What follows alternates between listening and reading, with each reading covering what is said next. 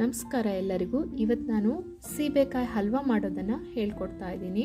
ಸೀಬೆಕಾಯಿ ಈ ಸೀಸನಲ್ಲಿ ತುಂಬಾ ಸಿಗುತ್ತೆ ಮತ್ತು ಜಾಸ್ತಿ ತಿನ್ನಲಿಕ್ಕಾಗಲ್ಲ ಅಂಥವರು ಈ ರೀತಿ ಹಲ್ವಾನ ಟ್ರೈ ಮಾಡ್ಬೋದು. ತುಂಬಾ ಚೆನ್ನಾಗಿರುತ್ತೆ. ಸೀಬೆಕಾಯಿನ ಒಂದು ಮೀಡಿಯಮ್ ಸೈಜಲ್ಲಿ ಹೆಚ್ಕೊಳ್ಳಿ. ತುಂಬ ಹಣ್ಣಾಗಿರೋದು ಸಿಹಿಯಾಗಿರುತ್ತೆ ಮತ್ತು ರುಚಿಯಾಗಿರುತ್ತೆ ಕೂಡ. ಅದು ಹಲ್ವಕ್ಕೆ ತುಂಬ ಯೂಸ್ ಆಗುತ್ತೆ. ಸ್ವಲ್ಪ ಕಾಯಿ ಥರ ಇರೋ ಹಣ್ಣನ್ನು ಬಳಸಬೇಡಿ, ಹಣ್ಣಾಗಿರೋದಂದರೆ ತುಂಬ ಚೆನ್ನಾಗಿರುತ್ತೆ. ಇದ್ರ ಜೊತೆಲಿ ಒಳ್ಳೆ ಕಲರ್ ಬರಲಿ ಅನ್ನಂತ ಹೇಳಿ ನಾನು ಬೀಟ್ರೂಟನ್ನು ಬಳಸ್ತಾ ಇದ್ದೀನಿ. ಕೇವಲ 4ರಿಂದ 5 ಪೀಸ್ ದೊಡ್ಡ ಪೀಸ್ನ ಬಳಸ್ತಾ ಇದ್ದೀನಿ. ಅಂದರೆ ಒಂದು ಬೀಟ್ರೂಟಲ್ಲಿ ಒಂದು ಅರ್ಧ ಗೆಡ್ಡೆ ಮಾತ್ರ ಇಲ್ಲಿ ಹಾಕೊಳ್ತಾ ಇದ್ದೀನಿ. ನೋಡಿ, ಇವಾಗ ಹಾಕಿದ್ದೀನಿ. 4ರಿಂದ 5 ಹಣ್ಣುಗಳನ್ನು ತೊಗೊಂಡಿದ್ದೀನಿ, ಸೀಬೆಕಾಯಿ ಹಣ್ಣು. ಇದನ್ನು ಕುಕ್ಕರಲ್ಲಿ ಇಟ್ಬಿಟ್ಟು 2 ವಿಸಿಲ್ನ ಹೊಡೆಸ್ಕೊಳ್ತಾ ಇದ್ದೀನಿ ನಾನು. ಸ್ವಲ್ಪ ಬೀಟ್ರೂಟ್ ಬೇಯಲಿಕ್ಕೆ ಟೈಮ್ ತೊಗೊಳುತ್ತೆ, ಹಾಗಾದರೆ 2 ವಿಸಿಲ್ ಬೇಕಾಗುತ್ತೆ.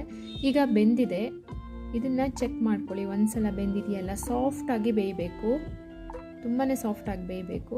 ಇವಾಗ ಅದನ್ನು ನಾನು ಮಿಕ್ಸಿಗೆ ಹಾಕೊಳ್ತಾ ಇದ್ದೀನಿ. ಮಿಕ್ಸಿಗೆ ಹಾಕೊಂಡ್ಬಿಟ್ಟು ರುಬ್ಕೊಳ್ತಾ ಇದ್ದೀನಿ. ರುಬ್ಬಿರುವಂಥ ಪೇಸ್ಟನ್ನು ಒಂದು ಜಾಲರಿಯಲ್ಲಿ ಸೋಸ್ಕೋಬೇಕಾಗುತ್ತೆ. ಅದರ ಬೀಜ ಬೇಕಾಗೋದಿಲ್ಲ, ಅದ್ರ ಪಲ್ಪ್ ಮಾತ್ರ ಸಪ್ರೇಟ್ ಮಾಡ್ಕೋಬೇಕಾಗುತ್ತೆ. ನೈಸ್ ಆದಂಥ ಪಲ್ಪಲ್ಲಿ ತಕ್ಕೋಬೇಕಾಗುತ್ತೆ ನಾವು. ಹಾಗಾಗಿ ಒಂದು ಜಾಲರಿಯಲ್ಲಿ ಇದನ್ನೆಲ್ಲ ಸೋಸ್ಕೊಳ್ಳಿ. ಯಾವುದೂ ರೀತಿಯ ನೀರು ಹಾಕೋದಾಗಲಿ ಹಾಲು ಹಾಕೋದಾಗಲಿ ಅವಶ್ಯಕತೆ ಇಲ್ಲ. ಅದನ್ನೇ ನೀಟಾಗಿ ಇದು ಮಾಡಿಕೊಂಡ್ರೆ ಪೇಸ್ಟ್ ರೀತಿಯಲ್ಲಿ ಬರುತ್ತೆ. ಈಗ ಅರ್ಧ ಬೌಲಷ್ಟು ಪೇಸ್ಟ್ ರೆಡಿ ಆಗಿದೆ. ಇದನ್ನು ಒಂದು ಬಾಣಲೆಯಲ್ಲಿ ಹಾಕ್ಕೊಳ್ತಾ ಇದ್ದೀನಿ. ಹಾಗೆ ಅರ್ಧ ಬೌಲ್ ಏನು ಪೇಸ್ಟ್ ಇದೆಯಲ್ಲ, ಅದಕ್ಕೆ ಅರ್ಧ ಬೌಲ್ ಆಗುವಷ್ಟೇ ಸಕ್ಕರೆನ ತಗೊಳ್ತಾ ಇದ್ದೀನಿ. ಈಕ್ವಲ್ ಕ್ವಾಂಟಿಟಿಯಲ್ಲಿ 2 ತೊಗೋಬೇಕಾಗುತ್ತೆ. 1 ಬೌಲ್ ಪೇಸ್ಟ್ ಇದ್ದರೆ 1 ಬೌಲ್ ಸಕ್ಕರೆ ಹಾಕ್ಕೋಬೇಕು, ಇಲ್ಲ ಅರ್ಧ ಬೌಲು ಪೇಸ್ಟ್ ಇದ್ದರೆ ಅರ್ಧ ಬೌಲ್ ಸಕ್ಕರೆ ಹಾಕ್ಕೋಬೇಕು. ಹಾಗೆ 2ರಿಂದ 3 ಸ್ಪೂನಷ್ಟು ತುಪ್ಪ ಹಾಕ್ಕೊಬೇಕಾಗುತ್ತೆ.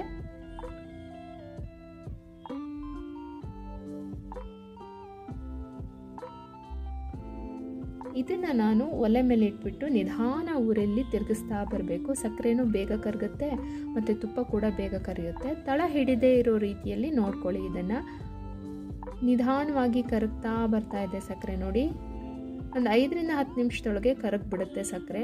ಅದಾದ ನಂತರ ಗಟ್ಟಿ ಆಗ್ತಾ ಹೋಗುತ್ತೆ. ಸಕ್ಕರೆ ಕರಗಿ ಸ್ವಲ್ಪ ಪಾಕದ ರೀತಿಯಲ್ಲಿ ಗಟ್ಟಿ ಆಗ್ತಾ ಹೋಗುತ್ತೆ.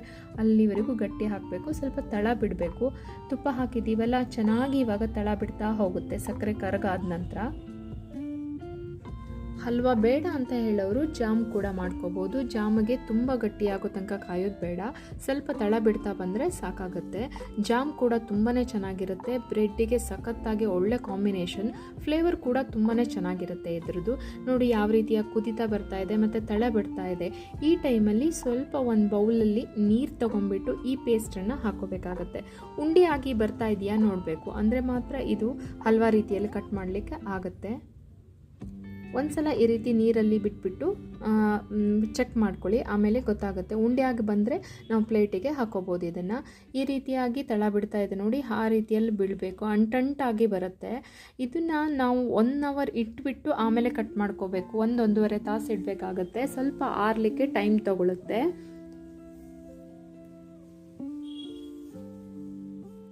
ಹಲ್ವಾ ತಿಂದಾಗ ನಿಮಗೆ ಜೆಲ್ಲಿ ಥರ ಅನಿಸುತ್ತೆ, ತುಂಬ ಚೆನ್ನಾಗಿರುತ್ತೆ. ಫ್ಲೇವರ್ ಕೂಡ ತುಂಬಾ ಚೆನ್ನಾಗಿರುತ್ತೆ.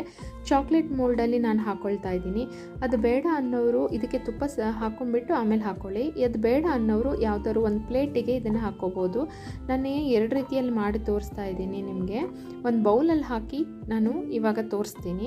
ಅದನ್ನು 1ರಿಂದ 2 ತಾಸು ಬಿಟ್ಟಾದ ನಂತರ ನೀವು ಕಟ್ ಮಾಡಲಿಕ್ಕಾಗೋದು. ಬಿಸಿ ಇರಬೇಕಾದ್ರೆ ಕಟ್ ಮಾಡಲಿಕ್ಕೆ ಆಗೋದಿಲ್ಲ, ಸ್ವಲ್ಪ ಟೈಮ್ ತೊಗೊಳುತ್ತೆ ಇದು. ನೀವು ಯಾವ ಶೇಪಲ್ಲಿ ಬೇಕಾದರೂ ಹಾಕ್ಕೋಬೋದು, ತುಂಬಾ ಚೆನ್ನಾಗಿರುತ್ತೆ. ಈ ಒಂದು ಹೊಸ ರೆಸಿಪಿನ ಟ್ರೈ ಮಾಡಿ, ಮಕ್ಕಳಿಗೂ ಕೂಡ ತುಂಬ ಇಷ್ಟ ಆಗುತ್ತೆ. ಹಾಗೆ ನನ್ನ ವಿಡಿಯೋನ, ನನ್ನ ಚಾನಲ್ನ ಸಬ್ಸ್ಕ್ರೈಬ್ ಮಾಡಿ.